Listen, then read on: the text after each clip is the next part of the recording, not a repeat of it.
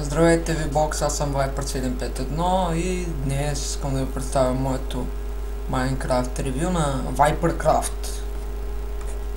Моят текстурен пакет. Искам само преди да почнете да коментирате всичко клипа, искам да ви кажа, че това е моя първо ревю, което аз сам правя и мислех, че ще се получи нещо много по-голямо, но не стана така. Както и да е, да преминем към ревюто. Така, лодката. Тук. Нали, влакчето заедно с чести, фурна, айрон, дървена врата, картини малко съм сложил така на дървото, cobblestone, грас, дърт. Но, не, това е стоун само. Cobblestone, wooden planks, bedrock, така всичките вълни, sponge, така стъкло, глас. Това е лапис лазури. Това е... Какво беше това? Забравил съм го. Диспенсера. Това... Аз не знам какво е. Някои неща все още не съм ги възприел. Iron, coal. Това май беше diamond. Така, дърветата. Това пясък. Защо има сеч? Това е гравел. Така, листа. Много тъпи станаха обаче. Още там вълна. Златни блокчета. Това не знам какво е. Това май пак бях сложил грас. Фурна, обсидиан, диспенсър, но това там какво беше? А не, това пак фурна. Защо съм сложил по две, бе? Или диспенсър? Бъркам се. Така, стълби, нали? Чест. Това нещо, не знам. Монстър там. Спаунинг.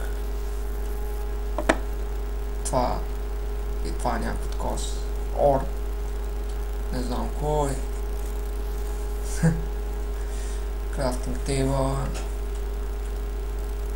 Това беше и не го забравих кой. Пълната неща ви казвам. Не ги знам точно. Букчелфа, TNT, Бръкс, така. Sandstone, Slab. Тук така. От stone и от cobblestone, pressure plate. Това вече го знам. Redstone. Това е redstone torch. Лед. Ледено купче. Той имам предвид лед, като го пукна и вода тече. Така. Ледено купче, това да не... Също не знам кой е тиква, нали? Нетър, музикална кутия, още другата е тиква, още една тиква така, спонж, не, аз пък спонж, glowstone, това също така не го знам, леглото, кейк, да напишем да един, така, от тук другите неща, които не мога да ги поставя като кирки, лопати, простоти, всякакви, може ли да гледате, ето, това най-много кефе, горелката на 3, която е като запалка.